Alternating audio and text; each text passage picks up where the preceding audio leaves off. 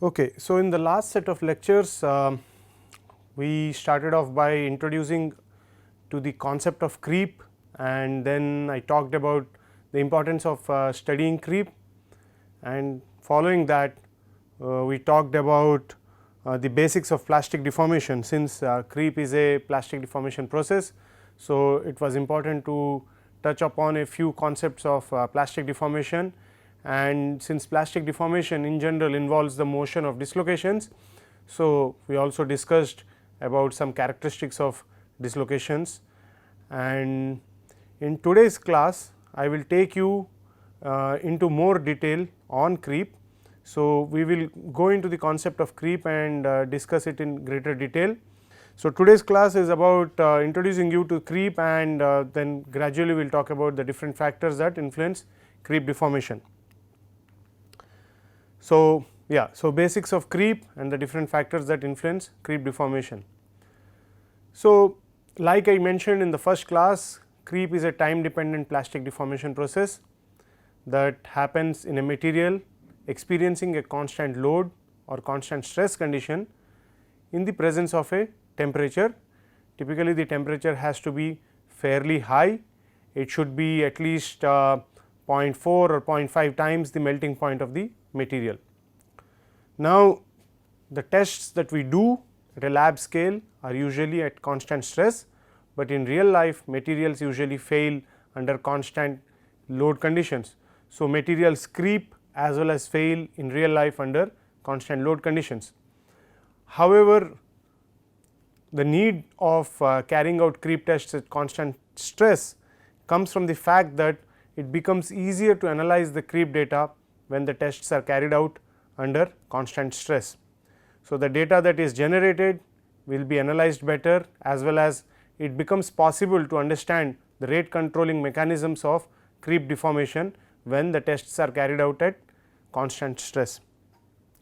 Having said that, it is not that tests having said that it is not that tests nobody studies creep tests under constant load. There is a lot of work that happens on there is a lot of work that happens where people study the creep behavior of materials under constant load conditions. Now, creep is generally described by plots of strain versus time. So, a typical creep curve is described by plot of strain versus time, where strain is on the y axis and time is on the x axis. Like I mentioned, the creep curve is a result of a test carried out under constant load or constant stress at a constant temperature, and the strain is recorded as a function of time. So, this is how a typical creep curve looks like. So, you have 3 stages marked as 1, 2 and 3, and the first stage is known as the primary creep stage, the second stage is known as the secondary creep stage, or also known as the steady state creep stage, and the third stage is known as the tertiary creep stage. So, in this plot I have delineated the 3 stages using these dotted lines. So, the nature of the creep curve that you see here could change depending on the mechanism in operation. There are different mechanisms that have been proposed to explain creep deformation, and depending on the mechanism that is controlling creep deformation, the nature of the curve could change. For example, here is a curve where the mechanism, the curve in blue is a result of creep deformation being governed by another mechanism. So, let us call it mechanism 2. So, the first curve, that is the curve in brown, is a result of mechanism 1, and the curve in blue is a result of mechanism 2. And if you see, there is clearly a difference between curves produced by mechanism 1 and curves produced by mechanism 2. We will elaborate in detail, I will elaborate in detail during the subsequent classes why there is a change in the creep curve, but the main point or the bottom line here is the nature of the creep curve by itself could also tell you if a one type of mechanism is in operation versus another. So, here what we observe is stage 1 is actually very small when the creep curve is progressing by mechanism 2, whereas stage 1 is large when the creep curve is evolving because of mechanism 1. So, the nature of the creep curve also provides us insights into the deformation process. So, we talked about 3 stages of creep: stage 1, stage 2 and stage 3. So, the first stage, also known first stage of creep, known as the primary creep stage, is generally characterized by a decreasing strain rate of deformation, and the second stage or the steady state creep stage is characterized by a constant strain rate of deformation, and the third stage of creep, known as tertiary creep stage, is characterized by an increasing strain rate of deformation, eventually leading to failure. These are the 3 stages. So, generally whenever the material is loaded, what has been observed is there is always an instantaneous elongation on the application of the load or stress. So, only after the material has undergone this instantaneous elongation or instantaneous strain, it is only then that it enters into the primary creep stage. So, this is how a creep curve would look like. You have an instantaneous strain,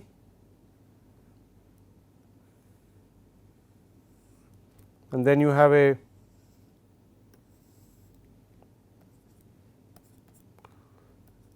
primary creep, secondary creep and tertiary creep stage. So, this instantaneous strain generally is represented by epsilon naught. So, the instantaneous strain epsilon naught it has been observed that the instantaneous strain epsilon naught is produced even at applied loads lower than the yield strength of the material, and most of this strain is recoverable upon the release of the load or stress, and hence this strain has an elastic component. So, epsilon naught is not entirely elastic. If you compare the creep curve to a stress strain curve, in a regular stress strain curve,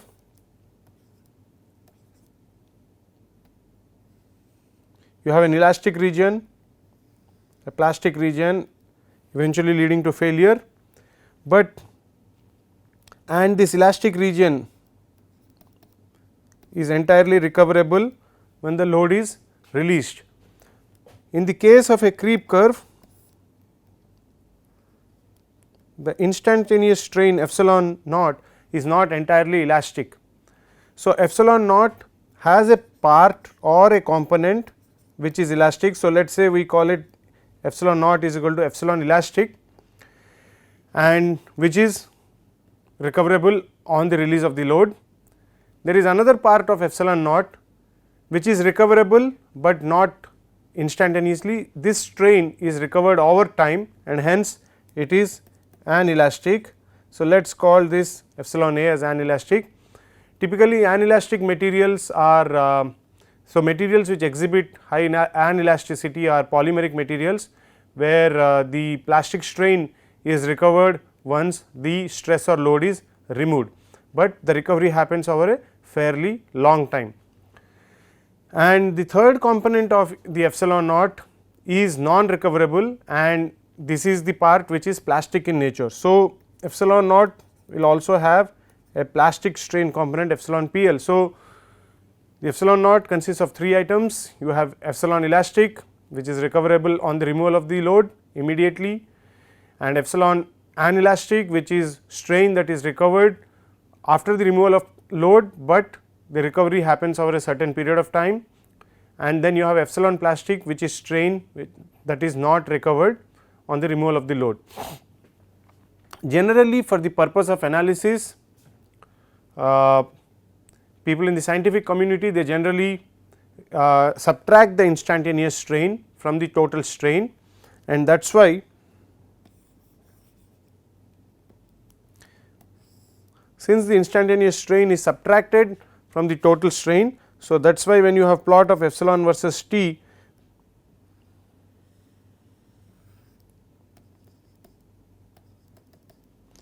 the creep curve generally starts from the origin of the coordinates. So, the creep curve starts from here, that is because epsilon naught is generally removed from the total strain. So, the creep curve we talked about 3 stages: primary, secondary and tertiary. And we also said the characteristic of primary creep is that there is a decreasing strain rate of deformation in the primary creep stage. In the secondary creep stage, you have a constant strain rate of deformation, and in the tertiary creep stage you have increasing strain rate of deformation leading to failure. So, this can be understood better if you make a plot of strain rate versus strain or strain rate versus time. So, the same creep curve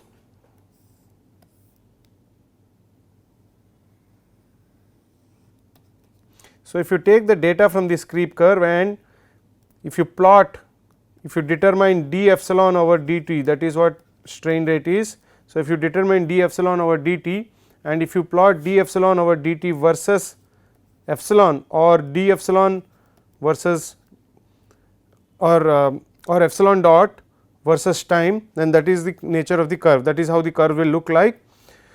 So, clearly in stage 1 the strain rate is decreasing, it attains a constant value in the second stage in the, that is the steady state creep stage, and then it continues to increase after the steady state.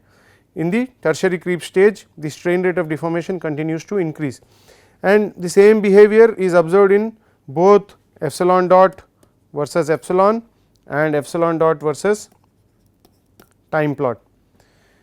The average value of the creep rate in this stage, the average value of the creep rate during steady state creep is also called the minimum creep rate. That is because as evident from the picture, the creep rate decreases, and once it reaches the steady state it more or less stays constant, and as you can observe from this figure, this strain rate is the lowest in the entire plot, and that is why this strain rate is also called the minimum creep rate. The creep curve in general can be considered as a result of a competition between mechanisms of strain hardening and recovery. So, the creep curve that we observe, the nature of the creep curve can be considered to be the result of a competition between mechanisms of strain hardening and recovery. So, there is some competition that is going on between strain hardening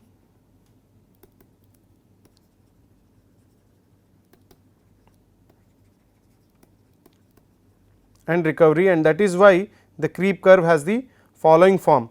Of course, this concept that there is some form of competition going on between strain hardening and recovery is largely applicable to the first stage and second stage, because in the third stage, that is in the tertiary creep stage, the material behavior is significantly different than that compared to in stage 1 and stage 2. That is why this concept of a competition between strain hardening and recovery is generally not applicable to stage 3. So, now coming back to this concept that there is a competition between strain hardening and recovery, in the primary creep stage the rate of strain hardening is higher than the rate of recovery. So, the material is strain hardening, and because the rate of strain hardening is higher, that is why the strain rate of deformation is coming down. So, the material is slowly, the rate of deformation is coming down, the strain rate of deformation as strain progresses. As we know, when a material deforms plastically, there is strain hardening. So, because of strain hardening the material is becoming harder to deform further, and that is why the strain rate of deformation, that is epsilon dot, is coming down. But this is gradually balanced by the rate of recovery, and when the rate of recovery is equal to the rate of strain hardening, then you enter into the secondary creep stage. If there was no recovery process, then what would have happened is the strain rate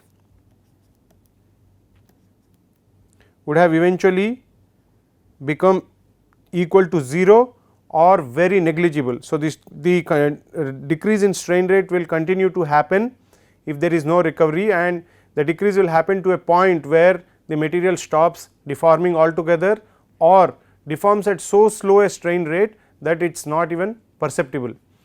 So, since this is not happening, since we have a steady state of creep rate, that means there is some form of a restoration that is happening, and that restoration is the rate of recovery. So, in the secondary creep stage, the rate of strain hardening is balanced by the rate of recovery, which helps the material to continue to deform, plastically deform.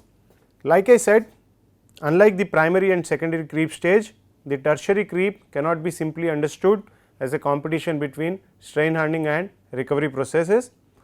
That is because in tertiary creep or during tertiary creep, there is an effective reduction in cross sectional area of the sample, especially so if you are carrying out tests in tension mode. So, if your creep test is being carried out in tensile creep mode instead of compression creep mode, then you will see tertiary creep brought about by an effective reduction in the cross sectional area.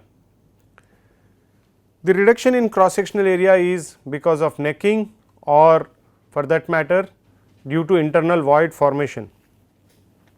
So, as your material is straining, so let us assume a dog bone sample experiencing creep strain. So, slowly the material is going to extend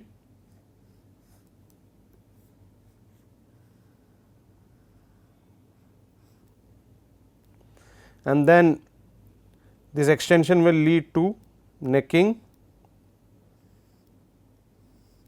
and we know that during necking void formation can start happening locally within the material, and because of this reduction in cross sectional area or the formation of voids, the creep rate of deformation is accelerated. So, as the material starts necking or internal voids start forming, the creep rates are accelerated, and in addition to this these changes, there are also other metallurgical changes such as coarsening of precipitate particles or recrystallization or diffusional changes that the material could undergo in tertiary creep stage. Now, compared to a constant load test, the onset of tertiary creep is generally delayed in constant stress tests. The reason is, when you have a constant load test, so say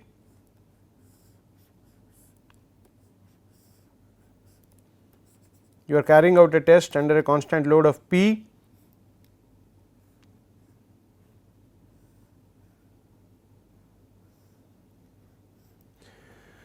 so initial applied stress is sigma I is equal to P over A, but as the material starts necking or starts experiencing a reduction in cross sectional area, the stress acting at any point of time at any given location will be higher than sigma I. That is because for the same load, the new area A, let us call this A1,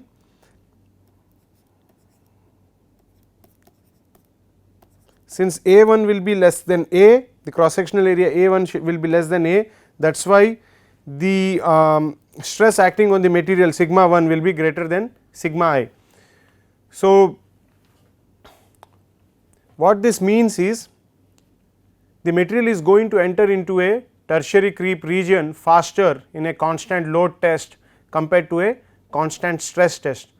That is because in a constant stress test, you are going to change the load applied in order to account for the change in cross sectional area.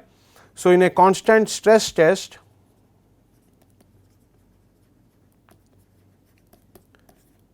sigma I will be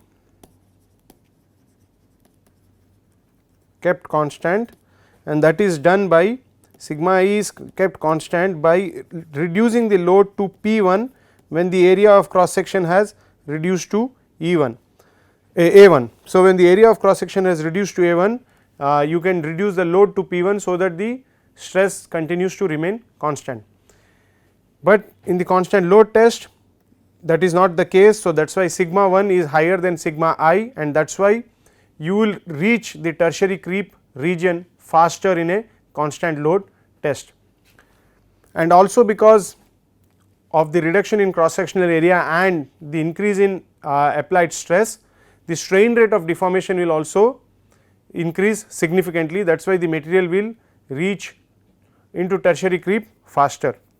So, another aspect of this is, so the onset of tertiary creep is faster in constant load tests, and another observation is that the steady state creep stage or the secondary creep stage accordingly is also small or reduced. So, if you compare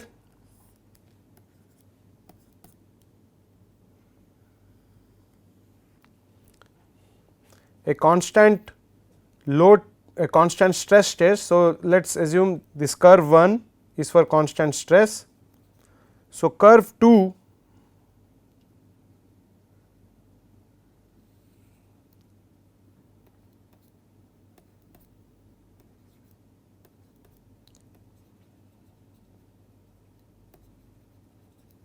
So, curve 1 is for constant stress and curve 2 is for constant load. So, what we observe in this case is the steady state creep region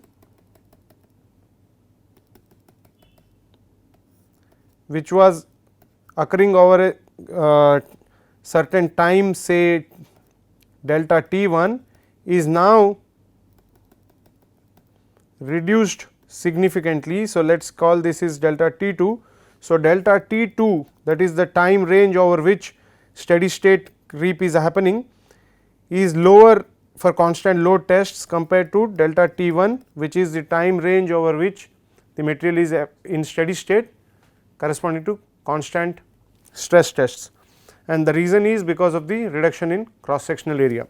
Now, coming back to the creep curve being a result of a competition between strain hardening and recovery. So, this is a very interesting stage, because this gives you an opportunity to recall the concepts of strain hardening that we talked in the previous lecture. So, if you recall, we discussed strain hardening is a result of increase in resistance to dislocation motion. So, during plastic deformation, material experiences strain hardening, and the strain hardening is because of different mechanisms, such as it could be barriers to dislocation motion due to grain boundaries, or it could be barriers to dislocation motion due to solute atoms, or barriers to dislocation motion coming from fellow dislocations intersecting with each other, and things like that. So, that concept, those concepts are applicable to creep as well. So, as plastic deformation progresses during creep, the existing dislocations as well as new dislocations created during the deformation process move across the crystal, and they start intersecting other dislocations, or maybe they get stopped by other barriers such as grain boundaries or precipitates, etc. So, so you have in the grain dislocations moving, and maybe they encounter other dislocations, or maybe a better way of representing is this. So, if you have one line and then you have other line, and say the dislocation moves and then it intersects this dislocation, and we know what happens when two dislocations intersect each other. Breaks in dislocations are produced. These breaks could be jogs or kinks, and jogs on screw dislocations we know are difficult because they prevent the screw dislocation from cross slipping or moving easily. So, because of this process of dislocations moving around and intersecting with each other, a dislocation substructure is created. So, the dislocations are constantly arranging or configuring each themselves, because say you have dislocations, two dislocations that got intersected by another two dislocations. So, now you have some form of a mesh that is forming, and when you have multiple such dislocations, they are forming meshes. So, that is one example of a substructure that could form in the material. Now, because there is resistance to dislocation motion because of the strain hardening process, for further plastic deformation to happen, the dislocations have to overcome the barriers, and these barriers can be overcome by a mechanism of recovery.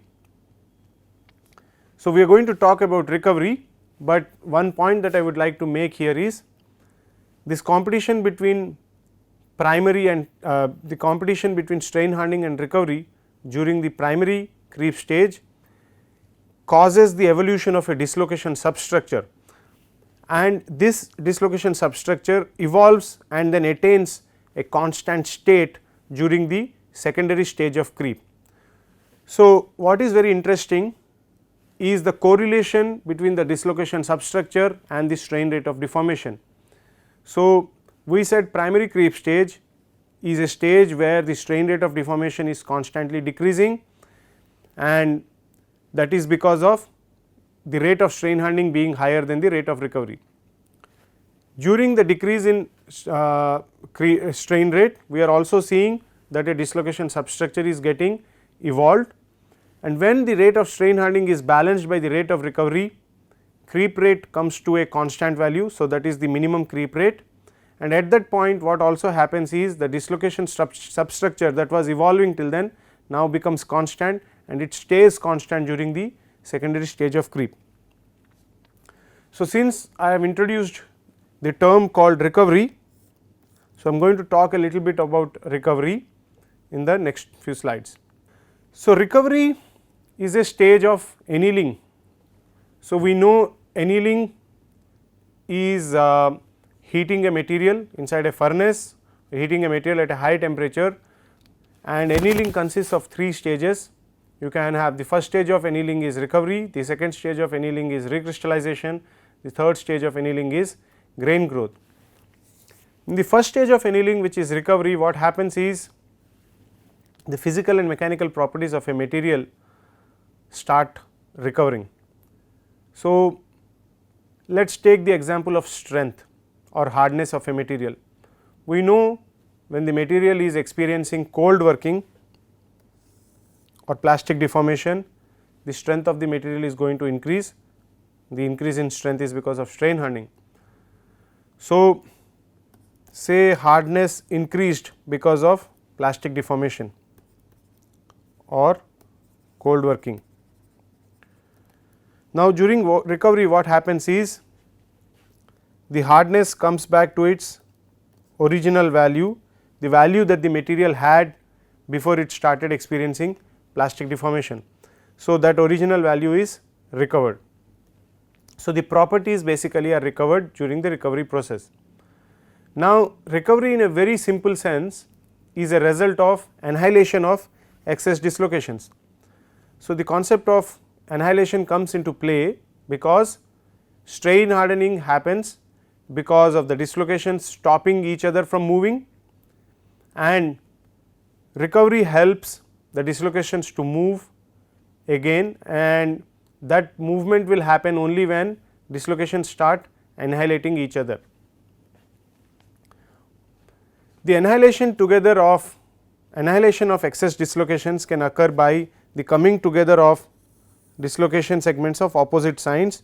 So, if you have a positive edge dislocation versus a negative edge dislocation, and say if all these dislocations are trapped somehow, if these two dislocations can come together, then the positive and the negative dislocation can annihilate each other and restore the original structure. So, the annihilation can for the annihilation to happen, you need both the processes of slip and climb. That is because two dislocations of opposite sign, for them to come closer to each other, you need them to slip or glide on the slip plane, and then if they are on different slip planes, one of the dislocation could climb up into the other slip plane and then annihilate the dislocation of opposite sign. So, the annihilation process requires both glide and climb of dislocation. So, this is a very simple way of looking at the process of recovery. A slightly complicated form of recovery process is known as polygonization. So, polygonization is also again a result of recovery process of a strain hardened crystal.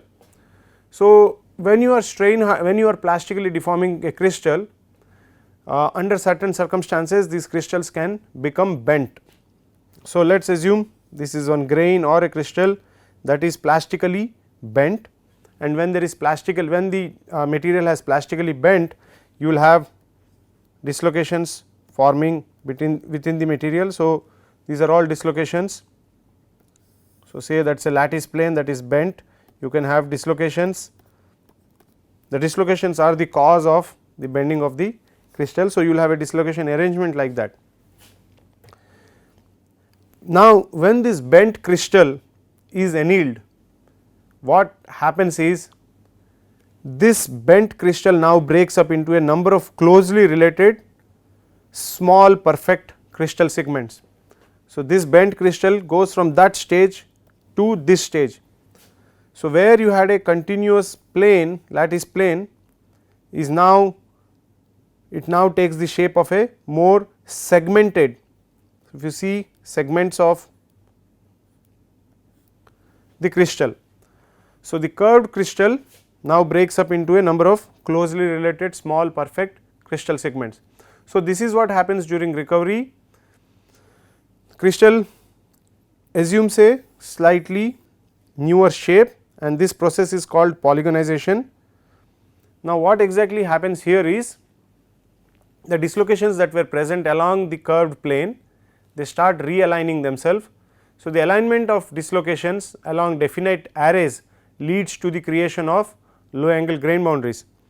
So, what you see here is these are all dislocations that have started ordering themselves. So, the dislocations that were present randomly in this case, so dislocations that were present randomly along the slip plane have now started ordering themselves in certain arrays. So, they form some form of an array which looks like a wall. So, these arrays are known as low angle grain boundaries. So, the alignment of dislocations along definite arrays leads to the creation of low angle grain boundaries. What happens is when the dislocations start rearranging into these boundaries, that leads to the removal of the lattice curvature. So, the curvature that you saw is now removed, and the crystals lying between pair of low angle grain boundaries approach a state of strain free crystals. So, unlike the lattice plane where the dislocations were arranged randomly, when the dislocations start ordering themselves into definite arrays, the region between two definite arrays is free of dislocations, and that is why it becomes a strain free crystal.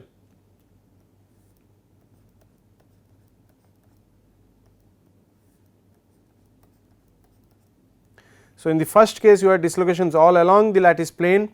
In the second case, the dislocations started ordering themselves in certain arrays, and the region between two arrays is free of, this region is free of dislocations, and hence can be considered a strain free region. So, this rearrangement requires help of dislocation climb.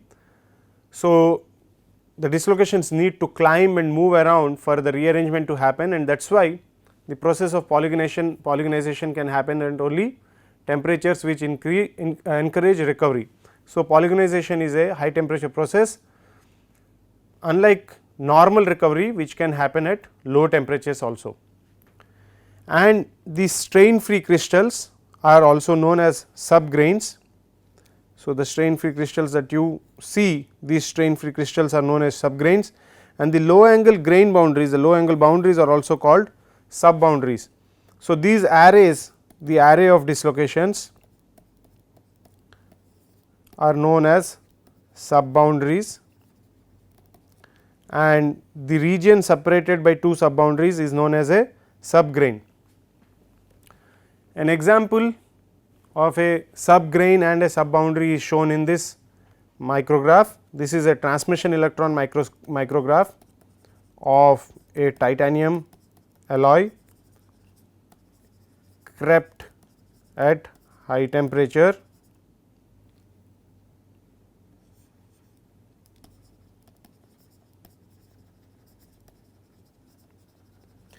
And what comes out from this figure is the neat arrangement of dislocations. So, if you see, these are all dislocations that have arranged themselves in a very neat fashion, and if you look, so this is one array of dislocation, this is another array of dislocation.